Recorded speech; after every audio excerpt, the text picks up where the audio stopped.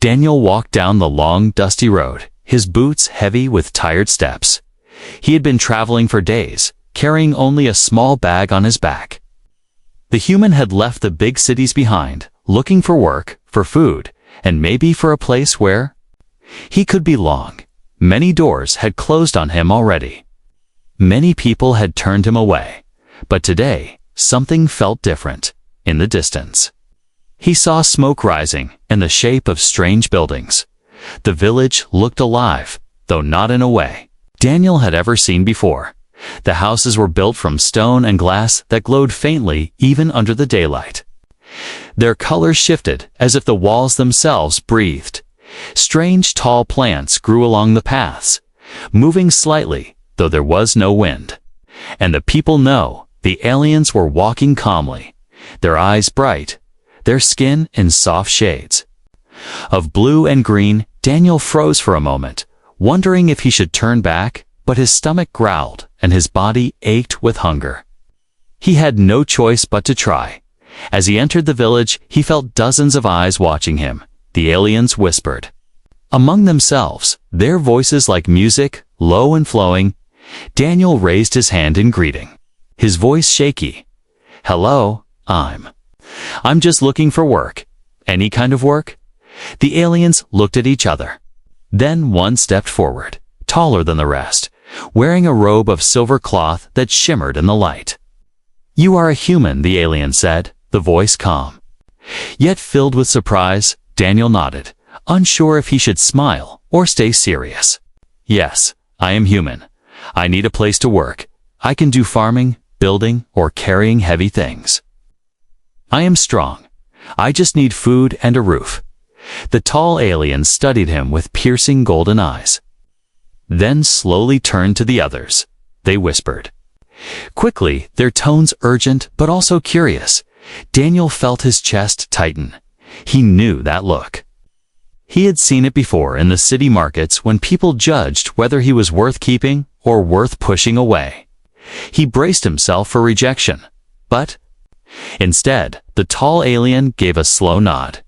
"Perhaps you are the answer. We have a job for you." The word struck Daniel with relief. A job? Finally, he thought. His lips curled into a small smile. But then he noticed the way the other villagers stared at him. Not with pity or kindness, but with something else. Something like expectation. Their eyes lingered too long, their whispers too heavy. Daniel felt uneasy, yet he forced himself to stay calm. He needed this. He could not walk away hungry again. They led him through the village, past strange shops, children playing with glowing orbs of light, and elders sitting quietly, singing soft chants. The air smelled sweet, like honey mixed with rain. Everything felt alive. Daniel's heart pounded as he wondered what kind of work they would give him. Finally, they brought him to a large open hall, built into the roots of an enormous tree. The ceiling glowed softly, as though stars had been trapped inside. At the center sat a group of older aliens, their faces marked with age and wisdom. They watched Daniel in silence. He swallowed nervously, bowing his head slightly as he spoke. "I will work hard, I promise. I don't need much. Just food and a place to sleep. Please, let me help." The elders did not answer right away. They leaned close to one another, speaking in their flowing language. Daniel tried to catch words, but understood nothing. Finally, one of them raised a hand and spoke in broken human tongue. "You are strong. You are healthy. You are rare. Our people need you." Daniel frowned. His heart skipped. Rare? Why rare? He opened his mouth to ask, but the elder only nodded and said, "You will stay. The job is yours, tomorrow. Your duty begins." The villagers clapped their hands in rhythm, their eyes fixed on Daniel with a mixture of hope and hunger. He smiled weakly, but his stomach churned. Something was not right. He had worked many jobs before, and never once had he been treated like this. Why did they call him rare? Why did they look at him like that night? They gave him food, warm bread, like rolls, and a sweet drink that soothed his dry throat. They offered him a bed inside a stone house with glowing walls. Daniel lay down, staring at the ceiling. He should have felt happy. He should have felt safe. But instead, his mind kept circling the same thought. What kind of work waits for me tomorrow? Why did they not tell me? He closed his eyes, but the whispers outside never stopped. He could hear the aliens talking. Their voices soft, yet full of strange laughter, his name repeated among them. Daniel, the human, the worker, the answer. The words clung to his mind like shadows. He pulled the blanket tighter around himself, forcing his eyes shut. Sleep, finally, came heavy and restless, and though Daniel did not yet know it, his life had already changed forever. Morning light touched the strange alien village. The glowing walls of the houses dimmed as if they too were waking up. Daniel rose from his bed. Stretching his sore muscles, he was nervous, his heart already beating fast. Today he would begin his work. Today he would find out what job the aliens had truly given him. A young alien boy came to fetch him. His skin was pale green, and his eyes too large for his face. But his smile was wide and innocent. He spoke in broken human tongue. Counsel, waiting. You, Daniel followed, his steps heavy. His stomach twisted as he thought of all the possibilities. Would they make him work in the glowing fields, or carry heavy stones for building? Maybe he would mine those strange crystals he had seen glowing. In the soil, the path led to the great hall at the root of the giant tree, the same place Daniel had seen the elders last night. The villagers stood quietly on either side of the path. Watching him, some whispered, some bowed their heads, some stared so openly that Daniel looked away in discomfort. Their eyes burned with something he couldn't explain. It wasn't fear, it wasn't hate, it was need. Inside the hall, the council of elders sat in a half circle. The silver-robed leader stood at the center, his golden eyes fixed on Daniel as if measuring his soul. On a table before them lay a sheet of glowing crystal covered with bright alien symbols. They shimmered faintly, like they were alive. Human Daniel, the leader said, his voice deep and steady. Our village welcomes you. You have agreed to work, and today you will seal the agreement. Daniel nodded slowly. His voice came out low and uncertain. Yes, I will work. I need food. I need a place. I will do what I can. The elder raised his hand. The glowing crystal sheet lifted in the air by some unseen force and hovered before Daniel. Place your hand here, the elder commanded. This will bind you to your duty. Daniel hesitated. He stared at the strange writing. He couldn't read it. Couldn't even guess what it meant. His heart thudded. What kind of work exactly? He asked, his voice sharp. What do you want me to do? The elders looked at one another, whispering in their soft flowing language. Then the leader spoke again. Our words may not carry your meaning, but you will continue the bloodline. You will give strength. You will not be alone. Our daughters will guide you. Daniel blinked. The words hit him, but made no sense. Continued the bloodline. He thought maybe it was a bad translation. Maybe they wanted him to help farm, to plant seeds, to make crops grow. Yes, that must be it. Farming was about bloodlines, to seed to plant, plant to seed. He tried to calm his breathing. He pressed his palm onto the glowing crystal. The symbols flared brightly, wrapping around his skin before fading. The council all exhaled together like they had been holding their breath. It is done, the leader said. The human is bound. The work begins. The villagers outside cheered. The sound echoed through the hall. Daniel pulled back his hand. Feeling a strange warmth still clinging to his skin, he looked at the glowing mark that had appeared faintly across his palm. He did not like it. It felt too permanent. That night, Daniel was not taken to the fields, nor to the stone pits. Instead, He was led to a larger house near the center of the village. It was decorated with shining fabric and glowing stones. He looked around in confusion. This is for me, he asked. The alien escort only bowed and left. Inside, Daniel found food laid out, clean clothes folded neatly, and a bed larger than any he had ever slept in. He sat down heavily, still trying to understand. Then, as the night deepened, the door slid open. A figure entered. A young alien woman with skin like silver blue and long dark hair that shimmered with faint light. She looked nervous but determined.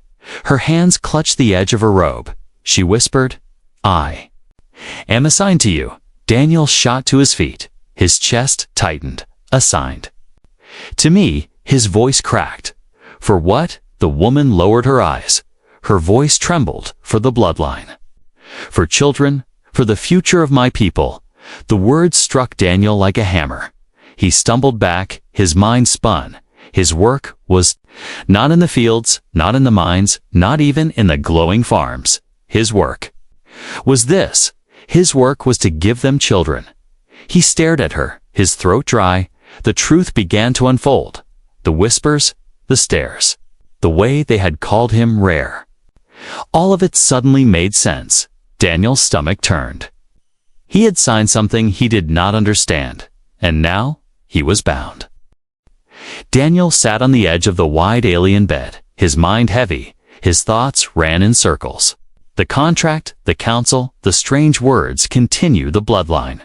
He had worked many jobs in his life, but never had he been told his duty was this. He stared at his palm, at the faint glowing mark burned into his skin. It felt like a chain, invisible but unbreakable. The door creaked again. The young alien woman from last night stepped closer. Her silver blue skin glowed in the faint light of the room. Her long dark hair floated as though touched by a soft breeze. She looked at Daniel with wide eyes, filled with both fear and determination. "It begins tonight," she whispered. Her voice shook, but carried weight. Daniel stood, his heart pounding. "Wait," he said quickly. I don't understand this. I thought I came here to work, to build, to carry things. This is not." His words broke off as her eyes lifted, shimmering with unshed tears.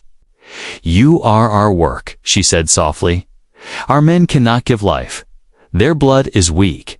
The children fade. We have waited so long." When the council found a human, they said, the old stories were true. They said humans carry strong seed. Always alive, always fertile. You are not here to carry stones. You are here to carry us forward. Daniel's breath caught in his throat. He shook his head slowly. This is madness. His voice cracked. You can't just use me like this. The woman stepped back as if struck. Her face fell. Her voice trembled. I did not choose this either. But if I refuse, my family will be punished. If I obey, my people may live. Do you understand, human? This is not about you. This is about us surviving. Her words burned in Daniel's chest. He wanted to run. He wanted to leave this glowing house, this strange village, but the door was guarded.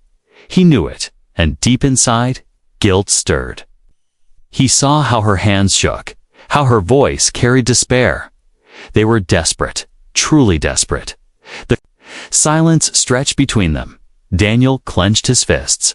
I am not an animal, he whispered. I am not a tool. The woman lifted her eyes.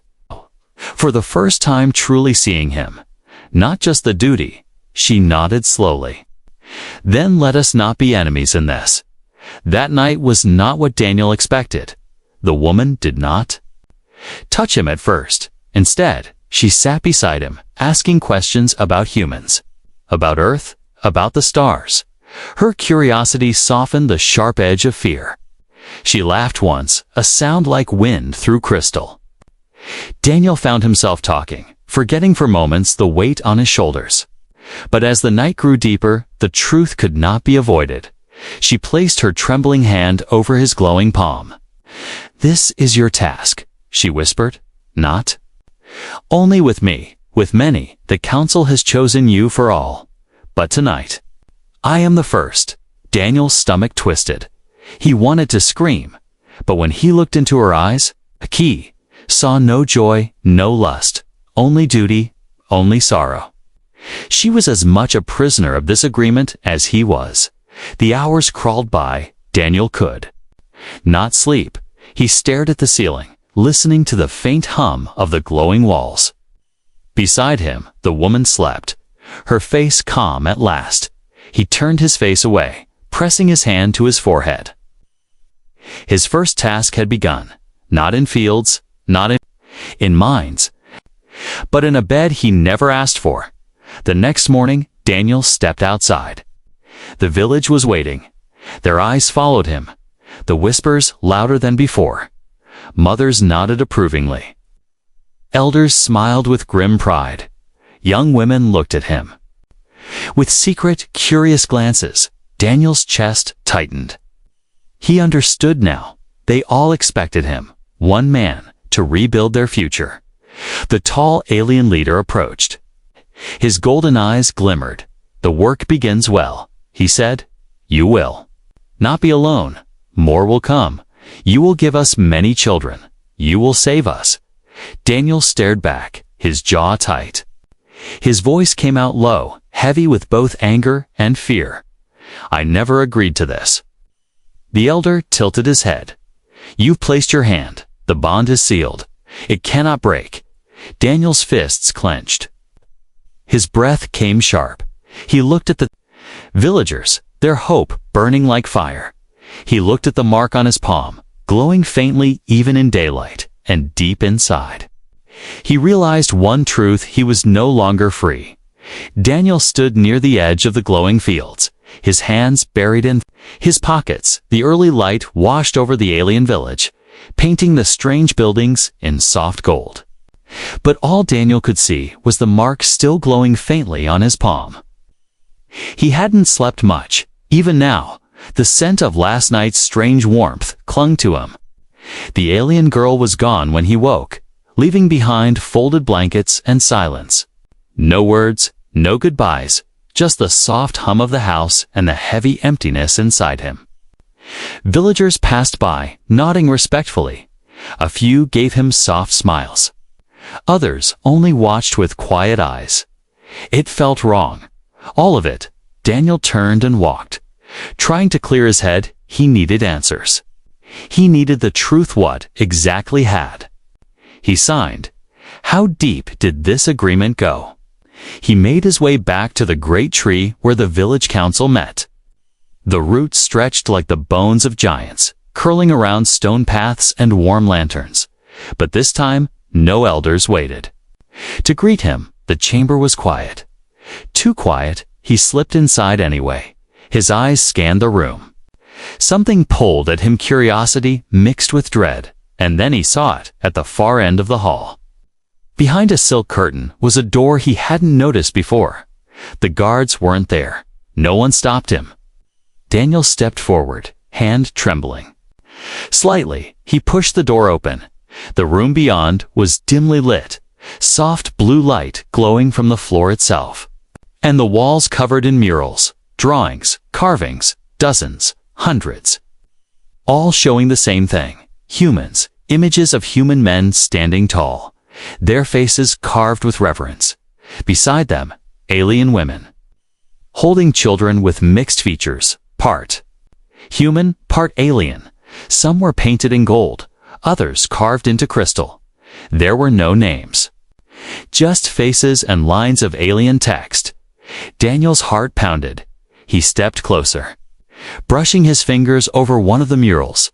The human man looked just like him: short brown hair, wide shoulders, tired eyes, and the woman beside him, with her silver blue skin, looked almost exactly like the girl from last night.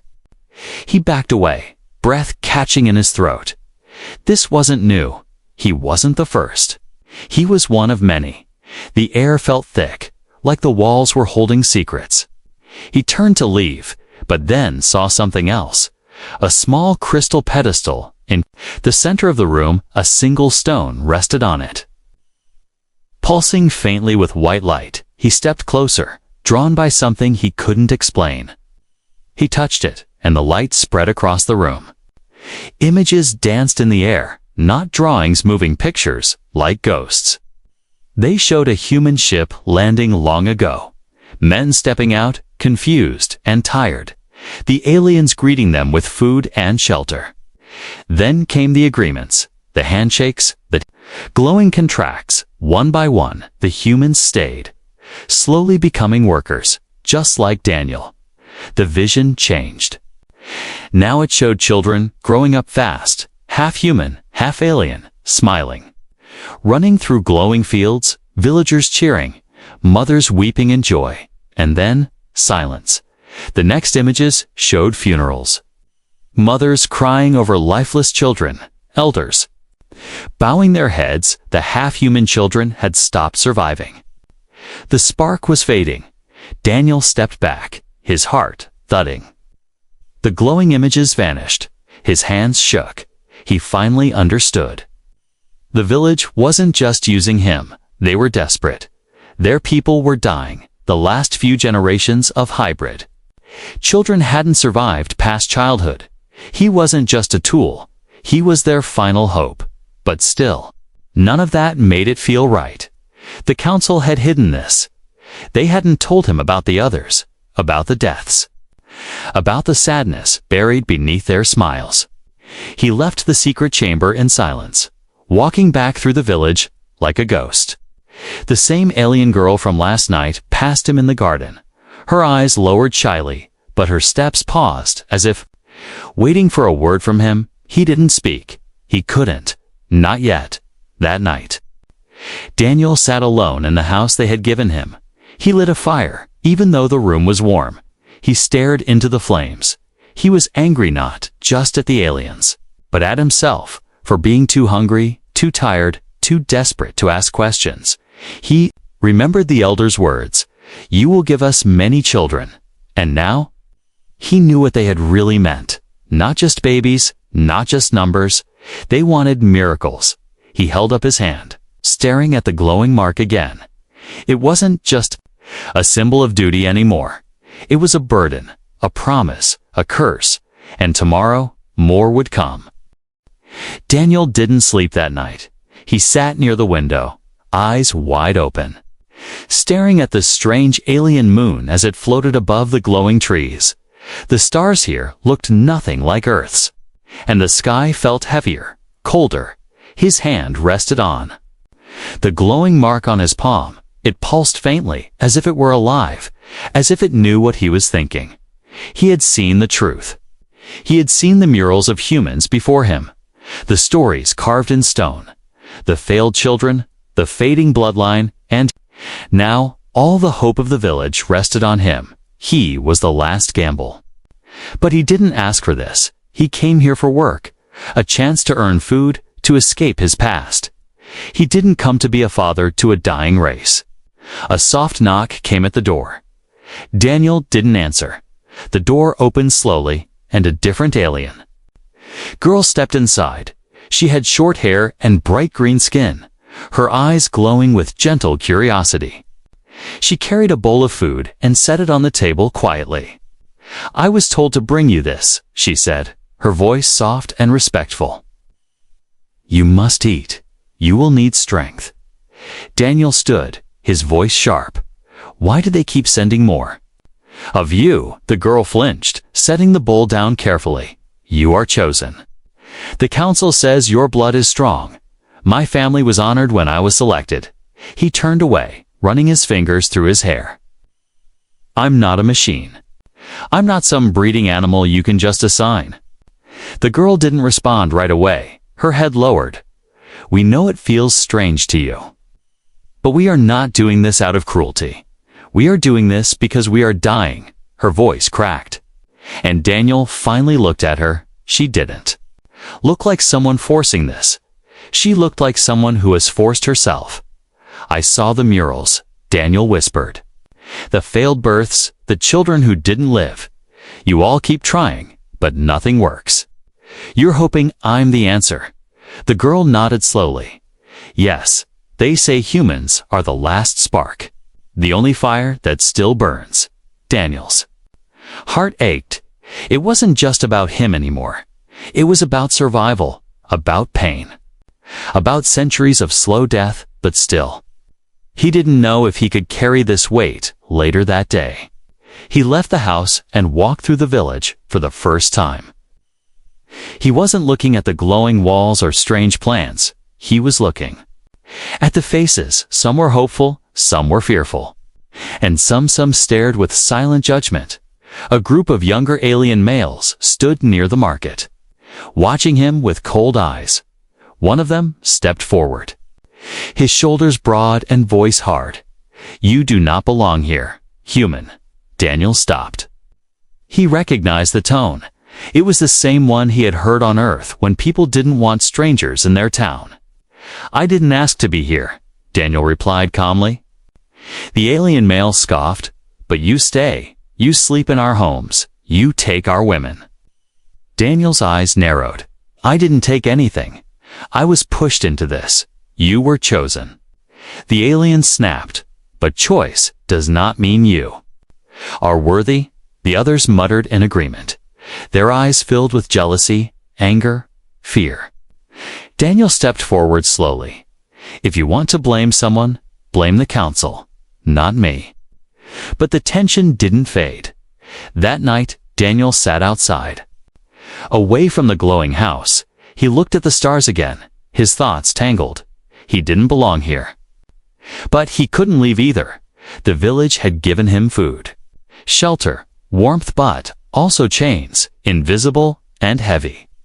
And the worst part, somewhere inside him, a part of him wanted to help, not because of duty, not because of the council, but because he had seen the eyes of that girl, the tears she held back, the sadness she carried. He had seen the sick children in the far corner of the village, small, frail, gasping for life. He had seen the mothers light candles for the ones who never made it to adulthood. And now, they were looking to him not as a hero, not as a god, just as a chance. But he still wasn't sure if he was strong enough to be that. A new day would come soon, and with it, more expectations, more visitors, more tasks, and Daniel knew. The fight was no longer outside, it was inside him. The morning sun rose slowly, but Daniel didn't move from where he sat. His back leaned against the glowing tree trunk near the edge of the village. Birds with crystal-like feathers sang quietly above him, but their music didn't reach his heart. He had spent the entire night thinking. His thoughts were like a storm, crashing again and again. He had come to this village with nothing, just a bag, an empty belly, and a tired heart. Now he had food, shelter, a warm bed and a future he never asked for. He closed his eyes, remembering the faces of the alien girls. Not just the ones assigned to him, but the others young, frightened, hoping he would say yes and not turn away. They weren't forcing him like animals would. They weren't holding weapons or tying him down. But their eyes, their silence, their trembling voices. It all felt heavier than chains. A gentle voice broke the stillness. "You did not run." Daniel turned slowly.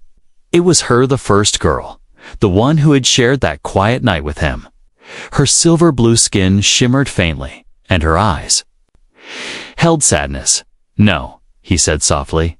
"I didn't." She sat beside him, folding her hands in her lap. Why Daniel didn't answer right away. He pulled his knees up and stared at the distant hills. "Because something changed," he said at last. "I saw the children yesterday. I saw the ones who didn't make it, the graves behind the tree line. I saw how your people hold hope like it's the last fire in a cold world." She looked down, her lips tight. "We are not proud of this. We never wanted to depend on another species, but your kind. Your blood is strong. Your life force is stable. It's what we lack." Daniel nodded slowly. "I've been angry, scared, confused. I felt like I was being used. You were." She whispered, but not with hate. Her words were simple, but they hit deep. Daniel looked at her again, really looked, not as an alien, not as a symbol of duty, but as someone, a person, a soul like his. He took a deep breath. "If I say yes, I need something in return." Her eyes widened slightly. "What?" "I don't want to be assigned," he said, his voice steady. "I want choice. I want connection. I want this to be more than just survival." She hesitated, then slowly nodded. "That is fair," Daniel continued, "and I want to help not just by making children, but by building homes, teaching things from my world, sharing who I am, not just what I can give." Her expression changed, like clouds parting to show light. "No one has ever asked to give more," she said softly. "Only less." Daniel stood, brushing off the dust from his pants. "Then tell the council I accept, but not as a machine. Not as a breeder. I stay as a man." That afternoon, Daniel walked back into the center of the village, not as a prisoner, not as a stranger, but as someone who had made a choice. The council waited in silence, their golden eyes watching him closely. The elder with the silver robe stepped forward. "You have returned." Daniel nodded. "I'm not here because of your contract. I'm here because I've seen your pain. I'm here because I believe I can help. But I will do it on my terms, with kindness, with truth." The elder tilted his head. "You are unlike the others." Daniel smiled faintly. "I've heard that before." The crowd gathered quietly. Whispers traveled like wind. But this time, the eyes looking at him were different. They held something, new respect. That evening, the village was quiet. The stars lit the sky in 1,000 colors. Daniel sat beside the girl under the glowing tree again. This time, her head rested gently on his shoulder. "You could have left," she said. "I did leave." He replied, "In my mind, I ran far. But something made me stop." "What?" Daniel looked up at the stars. "I saw someone who needed more than just a body. I saw someone who needed a future." Years passed, and the alien village was no longer quiet and fading. Laughter echoed through the glowing streets, and the sound of little feet chasing each other filled the air. Children bride-kied, giggling. Alive ran past the trees, their hands reaching for floating orbs of light. Their skin came in many shades now, silver blue mixed with warm tan and brown. Their hair shimmered in strange patterns, and their eyes held both stars and earth. Daniel stood near the old well, watching them play, a small girl with bright green cheeks tugged at his shirt. "Papa, can you lift me again?" He smiled and picked her up, spinning her slowly while her laughter lit the air like music. The villagers had changed. Their eyes no longer stared with fear or silent desperation. They greeted him with open hands, warm hearts, and real words. He was no longer the worker, no longer the chosen human. He was Daniel, the man who stayed, the man who chose behind him, the first girl, the one who had once whispered in fear, now stood strong and graceful. A baby slept against her chest. Wrapped in a soft glowing cloth, she met Daniel's eyes and smiled. Their journey had been slow, but it was real. They had learned each other's ways, shared more than just time. They built a home not just for themselves, but for a new people. The village council had changed too. The old leaders had stepped down, letting younger voices rise. Some of those voices were children who carried part of Daniel's blood. And Daniel, he was still the same man in some ways. He still woke up early, still worked with his hands, still fixed roofs and planted seeds. But something deep inside him had changed. He had stopped running from others, from purpose, from himself. One evening, a small group from a nearby settlement arrived. They were aliens too, but from another region. Their faces looked shocked as they saw the children, heard them speak a mix of human and alien words. Who is responsible for this? One elder asked, looking around. Daniel stepped forward, brushing dust from his clothes. We all are, he said with a calm voice. But I was the first to say yes. The elder looked at him, confused. You're human. Yes, Daniel said. And they're mine. All. Of them in one way or another. Not just the ones with my blood, but the ones I taught, protected, guided. The elder slowly bowed his head. We thought your kind was lost to us. We thought you had forgotten. Daniel looked toward the children. Again, we never forgot. We just got lost for a while. That night, under the starry sky, a feast was held. Fires burned brightly, drums played, and voices sang in 2 languages. The children danced. And mothers cried with joy. The aliens from the neighboring land stayed longer than expected, watching, learning, smiling. Daniel sat near the fire, a child curled up in each arm.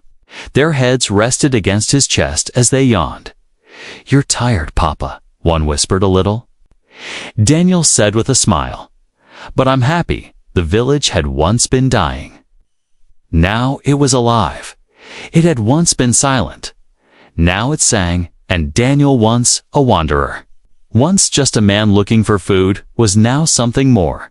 He was the start of a new legacy, the human who came with nothing and gave everything, not because he was forced, but because he chose to stay.